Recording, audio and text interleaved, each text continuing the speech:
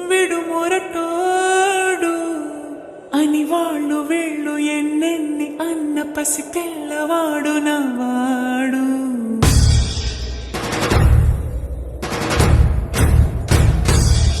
విడుముండోడు అని ఊరు వాడ అనుకున్న గాని మహారాజు నాకు నవ్వాడు.